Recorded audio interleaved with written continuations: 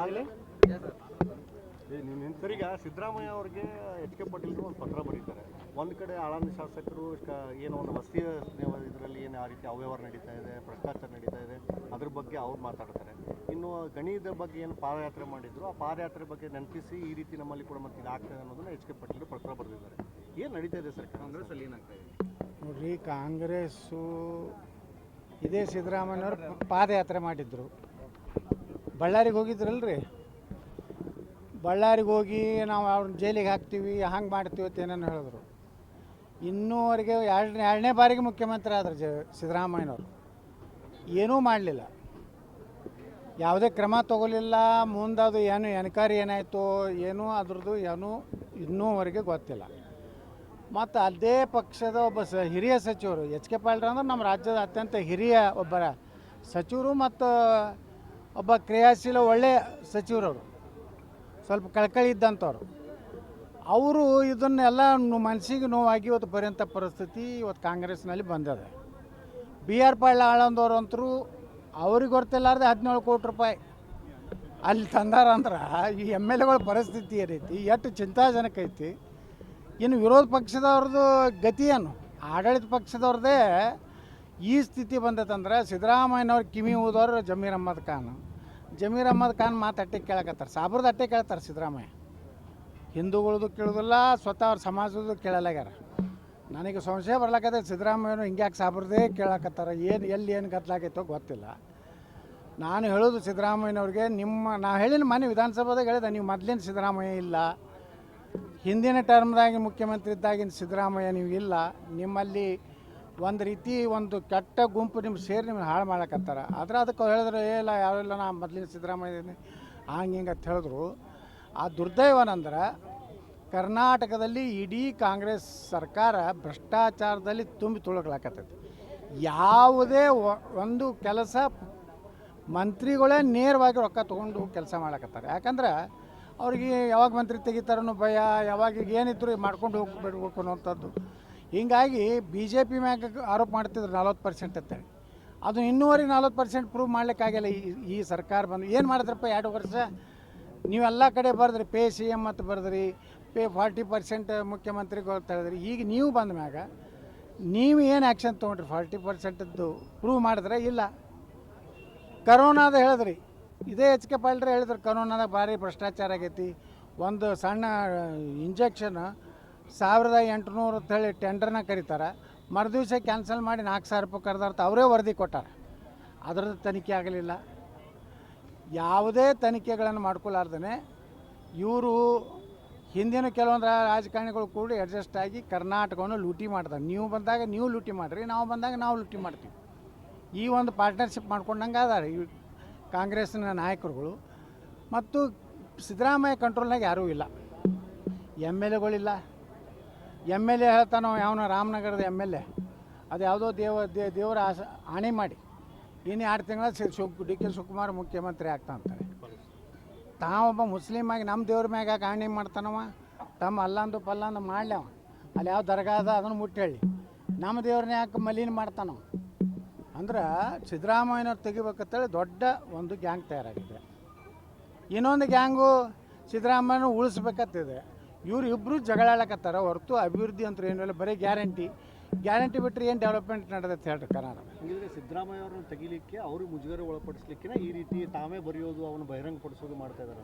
100% ಅವ್ರದ್ದೇ ಸಂಚ ನಡೆದಿದೆ. ಸಿದ್ದರಾಮಯ್ಯನವ್ರನ್ನ ಸಂಪೂರ್ಣವಾಗಿ ಅವ್ರನ್ನ ಒಂದು ರೀತಿ ಅಪಮಾನ ಮಾಡೋದು, ಅವ್ರನ್ನ ಮಾನಸಿಕವಾಗಿ ಅವರಿಗೆ ಒಂದು ರೀತಿ ಗೊಂದಲಕ್ಕೆ ಬಿದ್ದು ಬೇಡಪ್ಪ ಸಾಕು ಅಂತೇಳಿ ರಾಜೀನಾಮೆ ಕೊಟ್ಟು ಹೋಗಲಿ ಅನ್ನೋಂಥ ಪರಿಸ್ಥಿತಿ ಇವತ್ತು ಕಾಂಗ್ರೆಸ್ನಲ್ಲಿ ನಡೆದಿದೆ.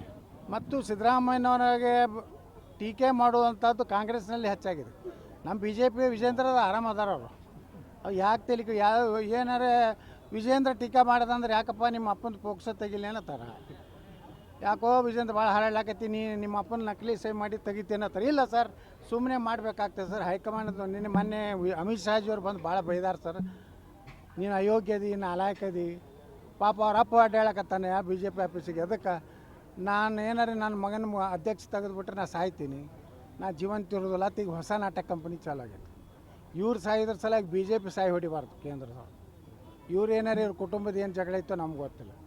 ಅಂದ್ರೆ ಕರ್ನಾಟಕದಲ್ಲಿ ಅರಾಜಕತೆ ನಿರ್ಮಾಣ ಆಗಿದೆ. ಇವತ್ತು ಸರ್ಕಾರ ಸರಿ ನಡೀತಾ ಇಲ್ಲ, ವಿರೋಧ ಪಕ್ಷ ತನ್ನ ಜವಾಬ್ದಾರಿ ಕೆಲಸ ಮಾಡ್ತಾ ಇಲ್ಲ, ಸರಿಯಾಗಿ ಇಷ್ಟೆಲ್ಲ ಪ್ರೂಫ್ ಸಿಗ್ಲಾಕತ್ತಾವ ರೀ.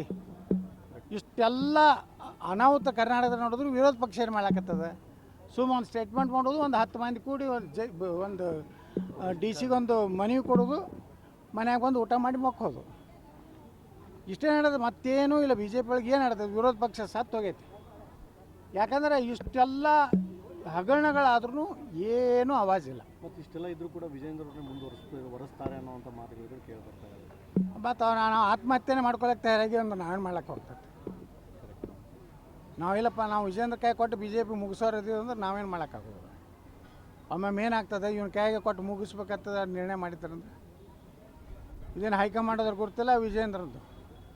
ಅವನು ಅವನು ಸಭೆಗೆ ಎಷ್ಟು ಜನ ಸೇರ್ಲಕತ್ತಾರ, ಹೋರಾಟ ಹೆಂಗೆ ಮಾಡ್ಲಕತ್ತಾರ. ಮೊನ್ನೆ 300 ಜನ ಇಲ್ಲ ಬೆಂಗಳೂರಿನಾಗ. ಅದು 3-4 ದಿವಸ ಆದಮ್ಯಾಗ ಯಾವುದೂ ನಮ್ಮ ಕ್ರಿಕೆಟದು ಆಯ್ತಲ್ರಿ, ಅದೆಲ್ಲ ಆರಿ ಪಾಪ ಅವ್ರ ಕಣ್ಣೀರು ಸಹಿತ ಬತ್ತಿ ಹೋದು ಅವ್ರ 11 ಮಂದಿ ಕುಟುಂಬದವ್ರದ್ದು. ಅವಾಗ ಇವರು ಹೋರಾಟ ಮಾಡೋರು. ಅದು ಸಾಂಕೇತಿಕವಾಗಿ ಅಂದ್ರೆ ಸರ್ಕಾರಕ್ಕೇನು ಅವ್ರದ್ದು ಬಿ ಜೆ ಪಿ ಭಯನೇ ಇಲ್ಲ. ಅವ್ರು ತಮ್ಮದೇ ರಗಡೆ ಆಗೈತೆ. ಅವರು ಇವ್ರನ್ನೆಲ್ಲಿ ನೋಡ್ತಾರೆ? ಈ ಪರಿಸ್ಥಿತಿ ಕರ್ನಾಟಕದಿದೆ. ನಾನು ಅದೇ ಹೇಳಿಲ್ಲ, ಮುಖ್ಯಮಂತ್ರಿ ಉಪಮುಖ್ಯಮಂತ್ರಿ ಇಬ್ಬರು ಜನರ ವಿಶ್ವಾಸ ಕಳ್ಕೊಂಡಾರ. ಆದಷ್ಟು ಬೇಗನೆ ವಿಧಾನಸಭೆ ವಿಸರ್ಜನೆ ಮಾಡಿ ಚುನಾವಣೆ ಮಾಡೋದು ಒಳ್ಳೆಯದು. ಯಾಕಂದ್ರೆ ಜನರಿಗೆ ತೊಂದರೆ ಆಗ್ಲಕ್ಕತ್ತವೆ. ಇವತ್ತು ನೀರಾವರಿ ಯೋಜನೆಗಳು ಯಾವುವು ಇಂಪ್ಲಿಮೆಂಟ್ ಆಗಲಿಲ್ಲ. 1 ರೂಪಾಯಿ ಕೊಡಲಿಲ್ಲ ಈ ಬಜೆಟ್ನಾಗ. ಈಗ ಕೃಷ್ಣಾ ನದಿ ನೀರು ಉಳಿದ್ರೇ ಎಲ್ಲ ಉತ್ತರ ಕರ್ನಾಟಕ ಉದ್ಧಾರ ಆಗೋದು. ಏನೂ ಇಲ್ಲೇ ಇಲ್ಲ, ಬರೀ ಒಳ್ಳೆ ಮಿಳಿ ಭಾಷಣ ಏನು ಗ್ಯಾರಂಟಿ. 2,000 ರೂಪಾಯಿ ಕೊಡ್ತೀವಿ, ಅಕ್ಕಿ ಕೊಡ್ತೀವಿ, ಫ್ರೀ ಬಸ್ ಪಾಸು, ಇದು ಬಿಟ್ಟರೆ ಏನೈತೆ ಹೇಳ್ರಿ? ಅದನ್ನಾರು ಕೊಟ್ಟಿದ್ದಾರೆ, ಅದು ಕೊಡ್ತಾ ಇದೆ. ಅದೂ ಎಲ್ಲಿ ಸರಿ? ಅದು ರೊಕ್ಕ ಬೇಕಲ್ರಿ. 65,000 ಕೋಟಿ ರೂಪಾಯಿ ಬೇಕು ಒಂದು ವರ್ಷಕ್ಕೆ. ಅವರು ಅದಕ್ಕೆ 1,13,000 ಕೋಟಿ ರೂಪಾಯಿ ಸಾಲ ತೆಗಿಲಾಕತ್ತಾರ. ಮೊನ್ನೆ ಬಜೆಟ್ನಾಗ ಅನುಮತಿ ತೊಗೊಂಡಾರ 1,16,000 ಕೋಟಿ. ಅಂದಾಗ ಕರ್ನಾಟಕದ ಭಾಳ ಚಿಂತಾಜನಕ ಐತಿ. ಇನ್ನು ಭಗವಂತ ನಮ್ಮ ಕೇಂದ್ರ ಹೈಕಮಾಂಡ್ ಭಾರತೀಯ ಜನತಾ ಪಾರ್ಟಿಯವರಿಗೆ ಒಂದು ರೀತಿ ಆಶೀರ್ವಾದ ಮಾಡಿ ಆದಷ್ಟು ಇಂಥ ಅಯೋಗ್ಯನ ತೆಗೆದು ಒಳ್ಳೆಯವ್ರನ್ನ ರಾಜ್ಯಾಧ್ಯಕ್ಷ ಮಾಡಿ, ಅಡ್ಜಸ್ಟ್ ಇಲ್ಲಾರ್ದವ್ರ ರಾಜ್ಯಾಧ್ಯಕ್ಷ ಮಾಡಿದ್ರೆ ಪಾರ್ಟಿ ಉಳಿತದೆ. ಇಲ್ಲಕಂದ್ರೆ ಪಾರ್ಟಿ ಅಯೋಧ್ಯೆ ರಾಮನೇ ಬಂದು ಇದನ್ನು ರಕ್ಷಣೆ ಮಾಡಬೇಕು. ಬಿಜೆಪಿ ಜೆಡಿಎಸ್ ಹಾಲು ಸಕ್ಕರೆ ಇದ್ದಂಗೆ ಮುಂದೆ ನಾವೇ ಅಧಿಕಾರ ಬರ್ತೀವಿ. ಹಾಲು ಸಕ್ಕರೆ ಐತೋ, ಹಾಲು ಉಪ್ಪು ಐತೋ, ಬರೀ ಸ್ಟೇಜ್ ಮುಂದೆ ಮಾತಾಡ್ತಾರೆ. ಹಿಂದೆ ಇವ್ರನ್ನ ಕುಮಾರಸ್ವಾಮಿನ ಹೆಂಗೆ ಮುಗಿಸ್ಬೇಕಂತ ಒಳಗೆ ಪ್ಲ್ಯಾನ್ ಮಾಡ್ತಾರೆ. ಯಾರು ಸರ್?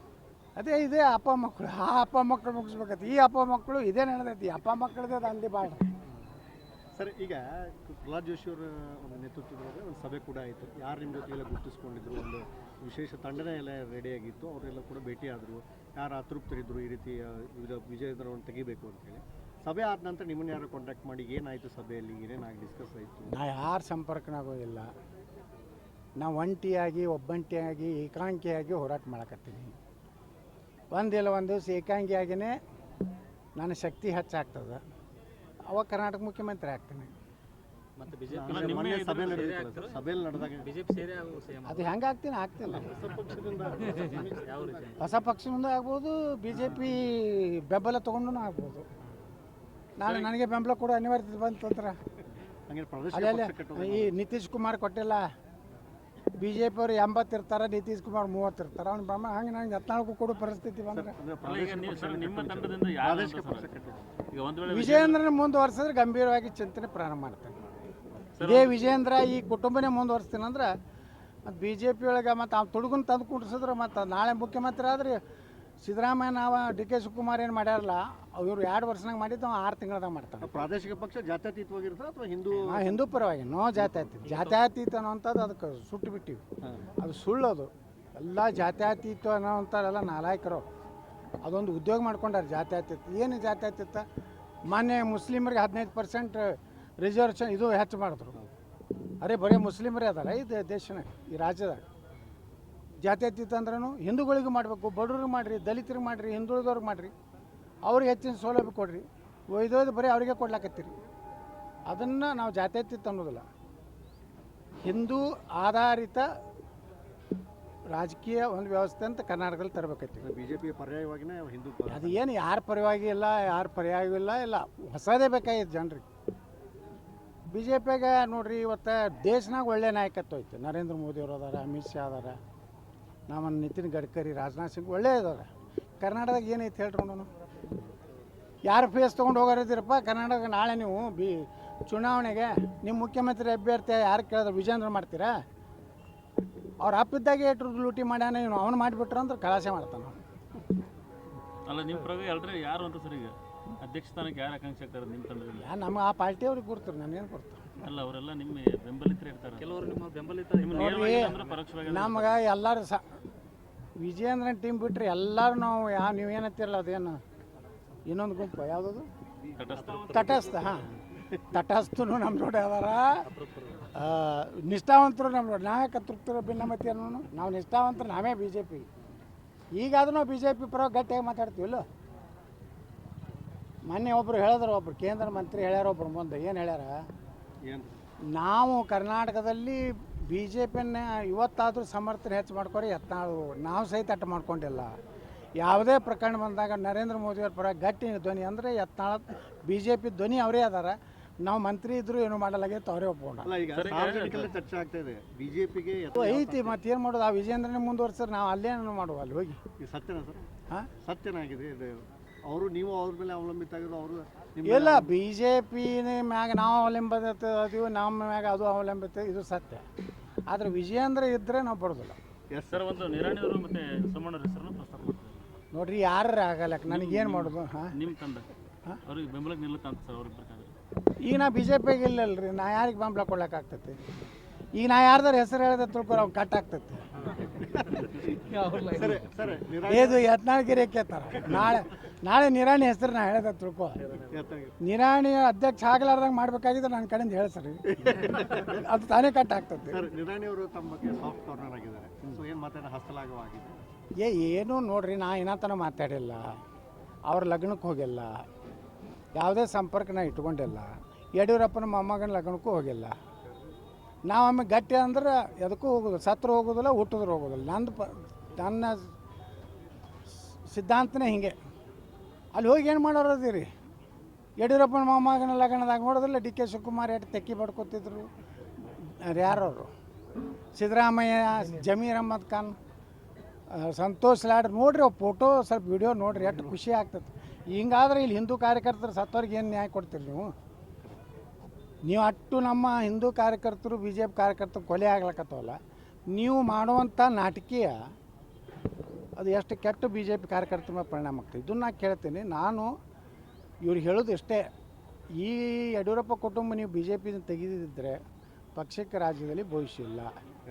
ನಾವು ಅಲ್ಲಿ ಬರೋ ಪ್ರಶ್ನೆ ಇಲ್ಲ. ಮುಂದೆ ನಾವು ಹೊಸ ಪಕ್ಷ ಕಟ್ಟಿದ್ರೆ ಹೊಸ ಬೆಂಬಲ ಕೊಡ್ತೀವಿ ಅಂತ ತೊಗಾಡಿ ನೋಡ್ರಿ, ನಾವೊಂದು ಮಾತು ಹೇಳ, ಕರ್ನಾಟಕದ ಭಾಳ ಮಂದಿ ಸೀನಿಯರ್ ಲೀಡರ್ಗಳು ನಾನು ಫೋನ್ ಮಾಡ್ಲಕತ್ತಾರ. ಈ ಬೇಡೇ ಬಿ ಜೆ ಪಿನೂ ಬೇಡ, ಕಾಂಗ್ರೆಸ್ಸು ಬೇಡ, ಹೊಸದೊಂದು ಮಾಡೋಣ ಅಂತ ಹೇಳಕತ್ತಾರ. ಆದರೆ ಅಷ್ಟು ದುಡುಕಿನ ನಿರ್ಣಯ ನಾನು ತೊಗೋದಿಲ್ಲ. ನಮ್ದೇನಿದ್ರೂ ಪ್ರೀತಿ ಬಿ ಜೆ ಪಿ ಮ್ಯಾಗೆ ಐತಿ. ಬಿ ಜೆ ಪಿದಿಂದ ದೊಡ್ಡವರಾಗಿವಿ. ಬಿ ಜೆ ಪಿ ಉಳಿಲತ್ತೆ ಅನ್ನೋರು. ಯಾಕಂದ್ರೆ ನಾಳೆ ನರೇಂದ್ರ ಮೋದಿಯವ್ರು ಅಂತಾರೆ ಪ್ರಧಾನಿ ಆಗಬೇಕು, ಮುಂದೆ ಅವ್ರ ಅನಂತರ ಯೋಗಿ ಆದಿತ್ಯನಾಥ್ ಆಗಬೇಕು ಅಂದರೆ ಹಿಂದೂಗಳು ಉಳಿತಾರೆ ಭಾರತನಾಗ. ಅದಕ್ಕೆ ನಾವು ಬಿ ಜೆ ಪಿಯ ಕೇಂದ್ರಕ್ಕೆ ಬೆಂಬಲ ಇದೆ. ವಿಜೇಂದ್ರ ಇರೋವರೆಗೆ ಕರ್ನಾಟಕದಲ್ಲಿ ನಾವು ಆ ಪಾರ್ಟಿಗೆ ಹೋಗೋದಿಲ್ಲ. ಅವ್ರು ನಿಮ್ಗೆ ಅನ್ಯಾಯ ಆಯಿತು ಅಂತ ಹೇಳಿದ್ರು ಸರ್ ತೊಗಾಡಿ ಅವರು. ಬಿಜೆಪಿಯಿಂದ ಪರೋಕ್ಷವಾಗಿ ನಿಮ್ಗೆ ಅನ್ಯಾಯ ಆಯಿತು ಅಂತ ಹೇಳಿದ್ರು. ನಾ ತೊಗಾಡಿ ಅವರ ಹೇಳಿಕೆಗೆ ಏನೂ ಪ್ರತಿಕ್ರಿಯೆ ಕೊಡೋದಿಲ್ಲ. ಅವ್ರು ನಮ್ಮ ಬಗ್ಗೆ ಸಿಂಪತಿ ವ್ಯಕ್ತಪಡಿಸಿದ ಧನ್ಯವಾದಗಳು. ಅದು ಇಷ್ಟೇ ಹೇಳ್ತೀನಿ, ನಮ್ಮ ರಾಜಕಾರಣ ಹಿಂದುತ್ವದ ಮೇಲೆ ಇರೋದು, ಯಾವುದೇ ಅದರಲ್ಲಿ ಬದಲಾವಣೆ ಇಲ್ಲ. ಕೆಲವು ಮಂದಿ ಸೀನಿಯರ್ ಲೀಡರ್ ಬಂದರು, ಕಾಂಗ್ರೆಸ್ನಾಗಿದ್ದವರು ಕೆಲವು ಮಂದಿ ಬೆಂಗಳೂರು ನಾನು ಭೇಟಿ ಆದ್ರು. ಏನಂದರು, ಹೊಸ ಪಕ್ಷ ಕಟ್ಟು. ನಾ ಹೇಳಿದೆ, ನಮ್ಮ ಹಿಂದುತ್ವ ಆಧಾರ ಮ್ಯಾಗಿದ್ರೆ ನೀವು ಬರ್ರಿ. ನೀವು ನಾಳೆ ಬಂದು ಜಾತ್ಯಾತೀತ ಅನ್ನೋದು ಮತ್ತು ಭಯ ಅನ್ನೋದು ಸುರ್ಕುಂಬ ಕುಡಿದು ಬೇಡ. ಸಾಕಿಗೆ ಹಿಂದೆ ಕುಡ್ದೇ ಕಡೆ ಆಗೈತಿ, ಈಗ ಬೇಡ ಸರ್. ಅಲ್ಲ, ಮತ್ತು ಪರ್ಯಾಯ ಪಕ್ಷ ಕಟ್ಟಿದವರು ಹೊಸ ಪಕ್ಷ ಕಟ್ಟಿ ಯಡಿಯೂರಪ್ಪ ಅವರು ಕೂಡ ಖುದ್ದ ಕಟ್ಟಿದ್ರು KJPನ, ಯಾವುದೂ ಕೂಡ ಸಕ್ಸಸ್ ಆಗಲಿಲ್ಲ. ಈ ನಿಟ್ಟಲ್ಲಿ ನೀವು ಯಾವ ವಿಚಾರ ಮಾಡಿದ್ರೆ ಸಕ್ಸಸ್ ಆಗುತ್ತೆ ಅಂತ? ದೇವೇಗೌಡರು ಸಕ್ಸಸ್ ಆಗಿಲ್ಲರೇ, ಆಗ್ಯಾರಿಲ್ಲ. ಬಂಗಾರಪ್ಪನವ್ರು 10 ಸೀಟ್ ತೊಗೊಂಡು ಬಂದಿದ್ರಲ್ಲ, ಅವ್ರದ್ದು ಯಾವುದು ಅದು KCP. ಯಡಿಯೂರಪ್ಪದ ಅಷ್ಟು ಪಾಪ್ಯುಲಾರಿಟಿ ಇದ್ದಿದ್ದಿಲ್ಲ ರೀ.